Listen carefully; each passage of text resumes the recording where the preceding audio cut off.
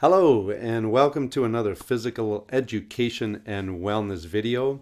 This one is the second part of the series on year planning options. In this video, we'll be looking at teaching games for understanding basics.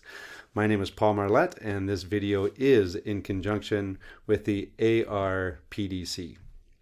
So in this video, we're going to extend on to what we started talking about in the last video on year planning. And we're going to be looking at the history and background of teaching games for understanding. We're going to look at the specific teaching games for understanding categories. We're going to watch a short teaching video that I found online that is a great breakdown.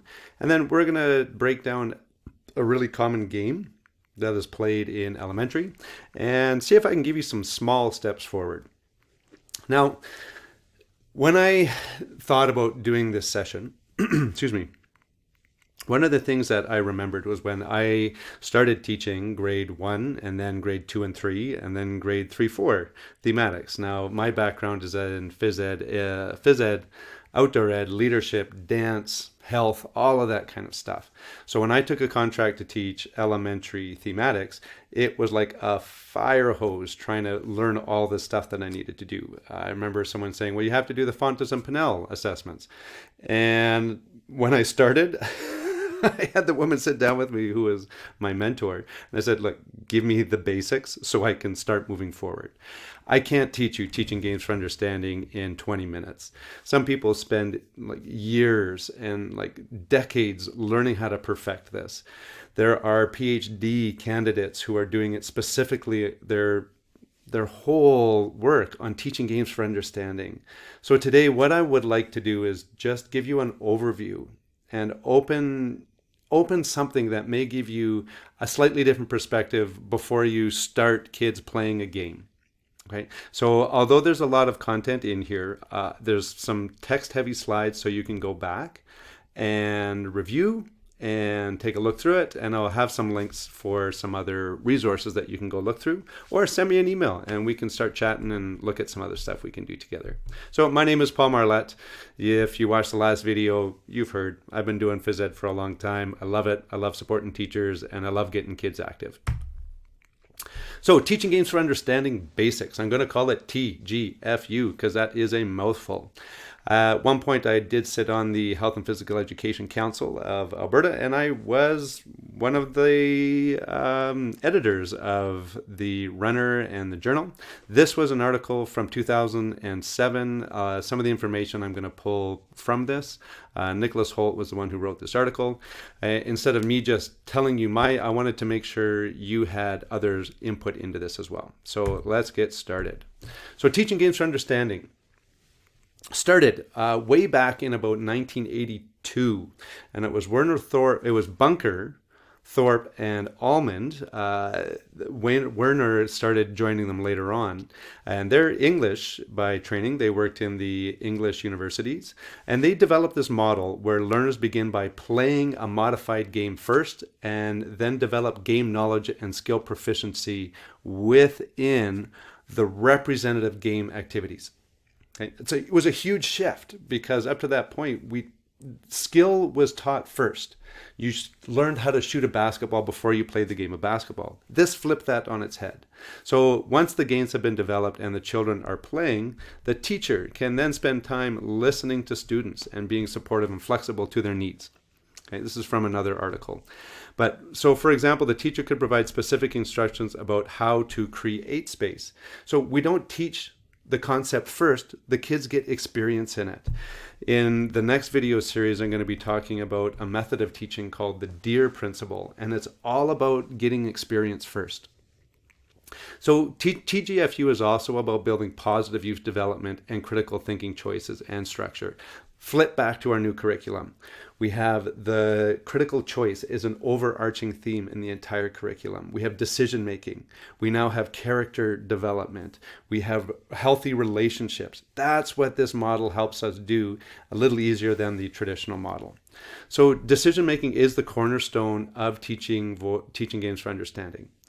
There's also a portion of reflection that needs to bring in. So when we are looking at tactical and strategic enjoyment, however that says there, The key here is that what did we do? What works? What doesn't work? What could we do different? Those conversations can happen very quickly in groups as young as grade 2.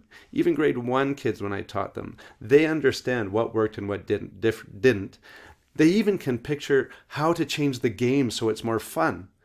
Right? Now, when we go back to our active living outcomes, that's what that active living portion is about. What do kids enjoy? Why do they enjoy it? How can we make it even better? So we're promoting strategic thinking during activity and building character. This here is, I'm actually going to read this because when I work with generalists, I'm always reminded of doctors. And doctors get they used to, I think it's gotten better, but they didn't get very long on nutrition. So they weren't nutritionists. Their nutrition models were quite short. When I was in university decades ago, the generalists who were in my program didn't get very much with phys ed. I spent quite a bit of time with them outside of class helping them plan. And what I've found in talking to people around the province over the last 20 years is that sometimes phys ed becomes kind of like an extended recess. So I just want you to listen to this. I'll use my most deepest baritone voice. So small-sided soccer games could be used to promote character. The class could be divided into groups that include at least 3 teams. At all times, 2 teams would be playing, while the third team would be assigned to the roles of referee, assistant referee, and spectators. In addition to helping the referees to understand the rules, the teacher could highlight the importance of spectators. A, making supportive rather than negative comments. B, demonstrating respect for the referees. The teams would rotate every 10 minutes so that all children could occupy the different roles. The teacher could debrief by asking children what they experienced in the different roles and how others' behavior and comments may have influenced them. That hits so many of the cusps, the soft skills, and it's a small adjustment. The thing I don't like about that is that when you have spectators, it means they're not moving. So I would actually have them moving at some point. So TGFU basics number 3, whatever slide we're on. We start with the game, and it needs to be modified to meet the student's needs. Very, very rarely in elementary and junior high do I ever play a full game.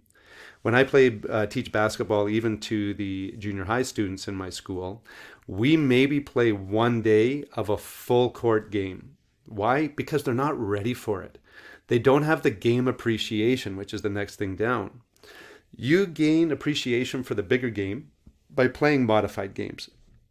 Again, modified games is going to be a big part of one of the next series that I'm filming, okay, on tips and tricks for phys ed teachers. So when we break that down and we get out of this notion that we're just going to play the game, students learn more and they engage more. So tactical breakout discussions, what works, what doesn't, what would we do differently? These are quick, maybe a minute at a time, and students can do them with each other. You can lead it. Students can lead them. Again, back to making decisions. I'm going to reinforce these things over and over because in the advanced form of a game, the more complicated it gets, the more decisions students have to make. Some of the last things we look at is what skills we need to build, to take ourselves to the next level. And the neat thing is that it all links back. So once we have a new level of skill or tactical awareness, we can increase the complexity of the game. This stuff comes from this video down here. Pigot, was actually trained from the originators of the whole TGFU movement. It's a good little video. So again, TGFU is a broad term, just like when we use physical literacy or subject literacy. These things, different people take them in different ways. So in this overview, I'm going to give you the nuts and bolts, but know that you can take what you want from it. Right? As long as we're moving kids forward and focusing back on these cusps that are actually quite aligned to this in terms of the striking, like there's a whole set on object manipulation that fits beautifully into it. We don't just have to teach object manipulation with like of baseball, which is a really common thing, or dodgeball. You can make dodgeball actually an incredibly rich and full unit where students get an incredible amount of tactical awareness out of that. So this here is the original curricular model. This is the framework. So we start with this game at the top. Now you'll notice that it's already integrating. It's already relating to the learner. So this is a reference to the fact that the game needs to be appropriate to the age and stage of the students and their ability. So if you've got grade ones, you're not going to be playing badminton. It's just not happening, right? Maybe by the end it'll look like badminton, but they're not ready for that. So what is the modified game that we can play to work around that? Now, again, game appreciation. This comes from playing simplified, modified games. I teach ultimate frisbee to kids as young as grade 3. The reason being, even lower, grade 2, but we don't actually start with a frisbee. We play some fun lead-up games that help them understand that they can't clump up. You know that classic, the frisbee's here, we all move as a single unit. So when we're looking at the game isn't the standard game, it's a modified game. And while they're playing these smaller, like small numbers, small fields, they start to develop some tactical awareness with the questions. And it's actually really fun because kids get engaged and they want to improve. And then we move into, well, what do we do? How do we do it? Then we move into some direct teaching on skill execution.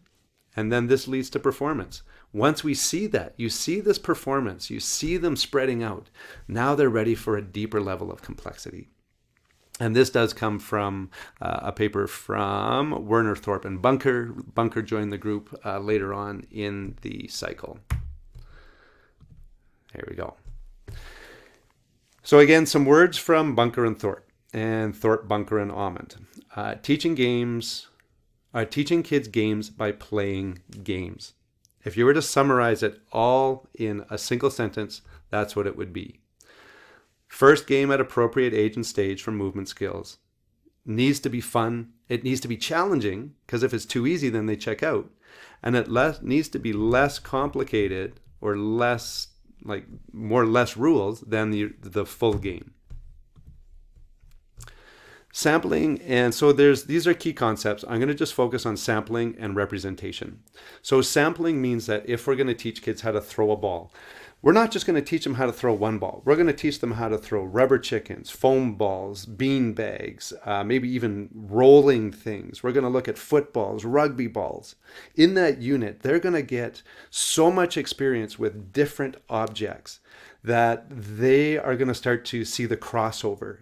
How does it link? Because throwing is pretty much the same with very few exceptions. Now, the representation of the game, these are the modifications. So when we're watching students play, how can we change that game to bring them in a little bit more so they understand what the next level is? Just like in reading or writing, we don't throw kids into writing paragraphs in grade 1. Right? We have to break it down. What's a noun? What's a verb? What's an adverb? We're breaking it down. Phys ed, once you really get into some of the pedagogy of it, is no different than teaching writing. There's a target and there's a current learning. And it gets challenging, as you can imagine, because students are at different levels. So how do you teach the kid who's actually on a baseball team and the kid who can't step and throw with opposition? Now, the big thing here is that the whole principle is based on this idea that games have similar goals, and that's why these categories were created. And the main goal of any game is to overcome an obstacle. There's something that you have to go up again. If it's a target game, you have to be accurate, right? If it's a invasion game, how do you get into the territory? So the representing of the game is reducing the tactical complexity. So right down to, what is the goal of cricket? It's to score runs or to prevent runs from being scored. So the modified games that we now introduce to students are along those lines. Do we actually have to use a bat, or could we use our hand? Right? So it's really an opportunity to shift our perspective on building skills in a very in a very flexible scope and sequence. And again, the other thing that we're always trying to do is to understand that underlying logic, because sports, like math, are just problems to solve. Once you have a conceptual understanding of it, then you can move forward as a team, as an individual, and as a class. These things are essential. So discussions, questioning, debriefing, readjusting. That's the teacher. Something's not working, switch it. Listening to the learner. Are they enjoying it? Today we were playing a game that I made up on the spot, and it was ridiculous. It had hoops and bean bags, and you had to steal them. And we paused in between sessions and I said, okay, what's working, what's not? And they came up with the coolest rules. So we said, let's try it. I'm not leading it. They're the ones who are adapting to suit the challenges that they're facing. All right, this is a review of some of the stuff I've said. As I said, I've put more text in here because I want you to have something to go back to should you need it. Activity appreciation. So this is our 6 pieces of the conceptual framework. Now, a lot of this stuff I am referencing the OFIA website because their website is really robust on this and it's concise and to the point. So I've gone through this stuff. I'm going to review this quickly and then we're going to move forward. So the activity appreciation, again, these are modified games. So it's trying out a game before we teach anything. No skills at first. We just want them to see what we're doing. The tactical awareness, this is how the game works. It's like learning a board game. You have to understand where the pieces move. Decision making, what do I need to make? What do I need to be aware of? What do I need to see? When we're applying skill, now you see those decisions being made. That may take a while. And the last one is the performance. This is when it all comes together. Often when it starts to come together, they're ready for the next complication or the next tactical challenge. Right? So instead of having 1 ball in soccer, maybe we add 2. How does that change how the game works? So these guys, these English guys, looked at all the games that were being played and they broke them down into 4 main categories. And remember, these categories are because they have a shared obstacle to overcome. Target games, net and wall games, striking, fielding, and zone and invasion. And there's some changes in this. Even the curricular framework has changed a bit. So let's just talk about each one of these. So target games. This is throwing objects or an object or objects with accuracy to a target. Now this also could mean like throwing it to bounce off of a wall to hit something. That's a level of complexity elementary kids are going to struggle with. Let's say you're having them throw a beanbag at a cone. Okay, and they hit it 10 times in a row. Now we can give them a tennis ball and move the cone closer towards them. Can they hit the cone by bouncing the ball off a wall? That one thing, that's going to give you 15, 20 minutes of practice right there because it's hard. Example is if our disc golf, curling, bowling, darts, snow snakes, if you've ever played that, super fun. Hitting a cone, simply as that, and wall bounce bowling, similar to what I was saying. The other thing I've included in the slide deck is a link to the OFIA Target Games resource. So in here, this is by age and stage. So here are 10 games that you can print off and work with right away. This is from 5 to 12, so these are elementary specific. Next one, net and wall games. So this is sending an object or objects into space while making it hard for the opponents to return or retrieve the object. So volleyball, badminton, kinsei, my new favorite game. I'm doing some sessions around the province on that this year. Table tennis, pickleball, foursquare, all about net and wall. And again, there is a link to 10 of those activities down there. Striking, fielding, pretty straightforward. You're either batting or you're fielding. There are so many cool games in this realm. So quick cricket, I don't play full cricket. This is my favorite game. All of our equipment was made by parents or by myself. Rounders, kickball, chaos. This is also called the Crazy Saskatchewan. I don't know if I can call that. Well, I guess I can because I just did. Lapta, this is a Russian baseball game. Softball, I'm not a fan of softball, baseball for students because just too much standing around. And this one, Gilli Danda, this is an Indian game, which if you've never heard of it, check it out. It's quite enjoyable to play.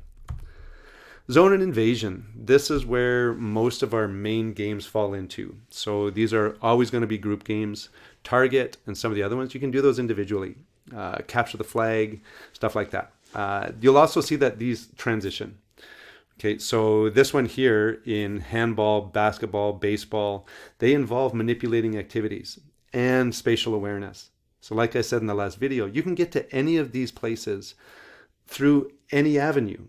If you want to start with an invasion game, you can play 5 or 6 of them, talk about the strategy, and then build in the skill. Or you could literally start with handball and build those cusps through there as well.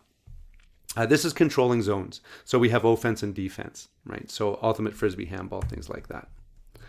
I had this in the last video. I did want to bring it to people's attention again, just because it's a nice base on how you're planning your year. With the traditional, you pick some activities and you look for the curricular connections to fit those, so you can assess them while you're doing it. With the TGFU, I feel that these are more aligned with the elementary curriculum for Phys Ed and for the Phys Ed piece that we're working with, because spatial awareness, that's your tactics. Invasions, target and net wall, that's our movement skills. Same thing with striking and fielding. All right, so teaching games, this is the traditional. TGFU is teaching kids games by playing games. Traditionally is teaching skills to lead up to a game. And sometimes in elementary, when we only have half an hour for Phys Ed, it's not even teaching. It's just like physical activity, right? So it's just, let's play a game. Let's just play tag without any teaching. I personally would love to see our province move away from just games that kids can play out on the playground, because there's a richness in showing kids the strategy and the levels that they can take those games to. This is a 4-minute video. I'm going to actually play this, and then I'm going to wrap up by kind of deconstructing a game that many people are playing in elementary. So I'm going to stop talking and mute my mic, and we'll let this go.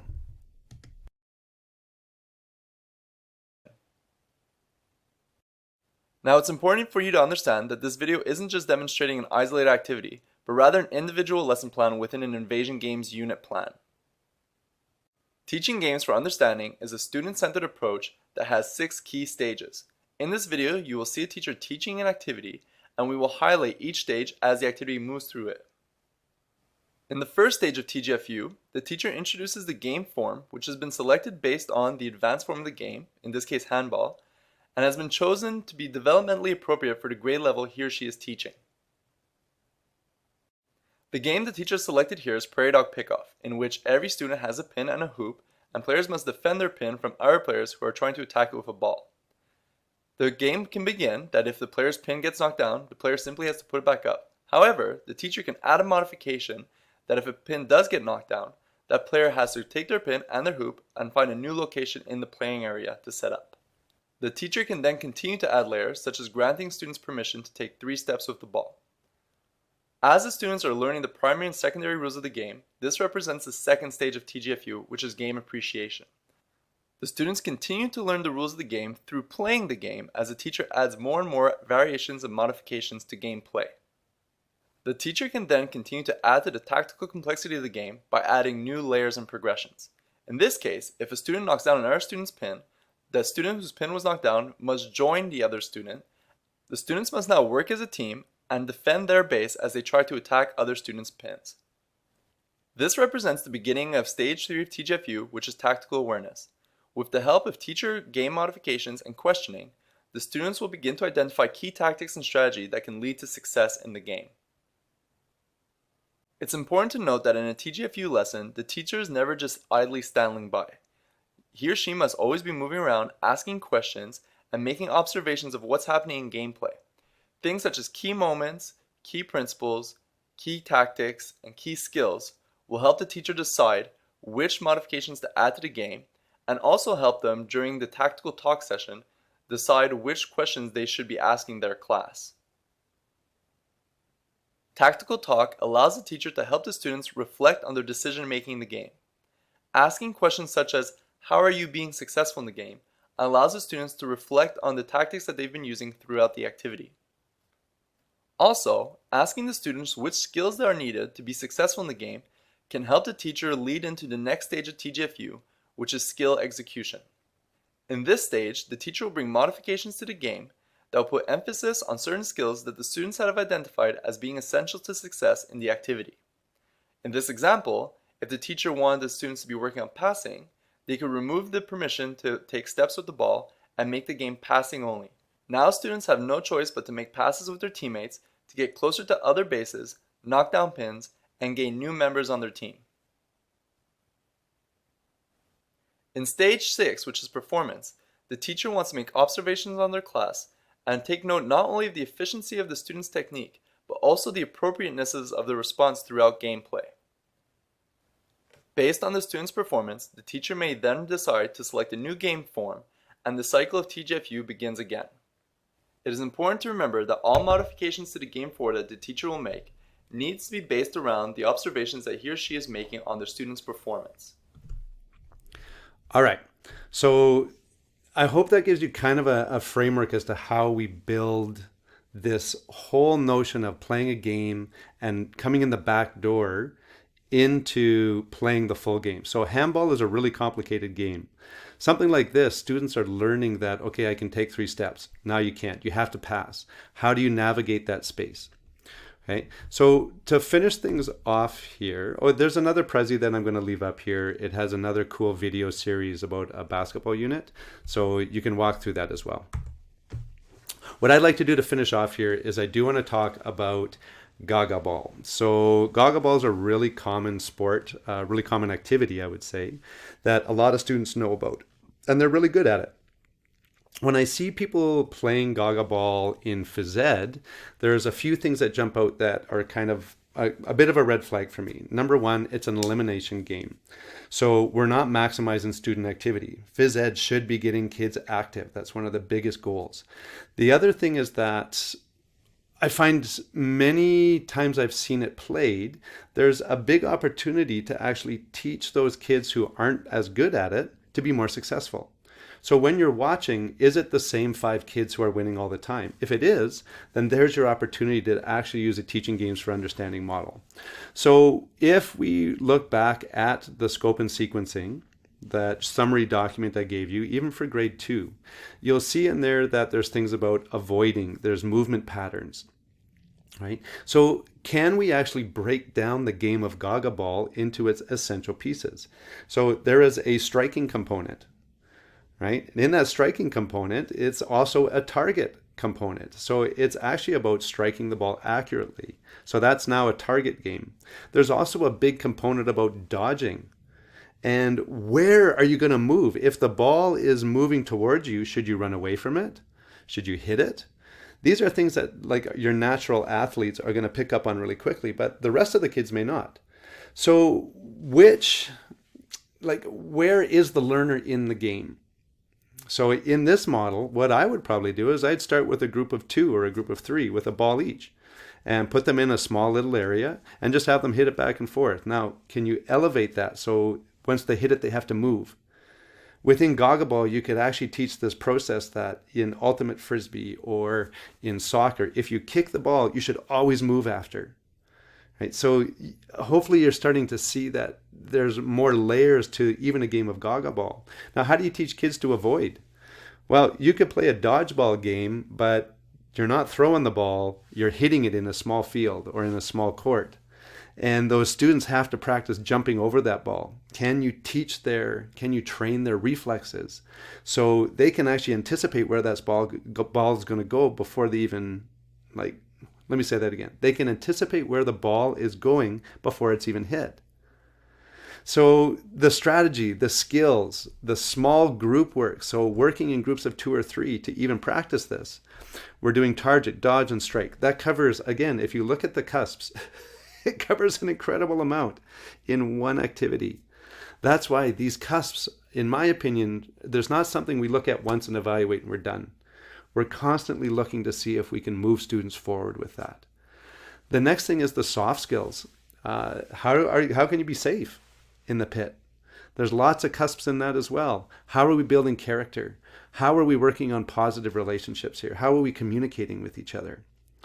Here's another piece. Gaga ball, I know sometimes we always need a pit. You don't actually need a pit to play it.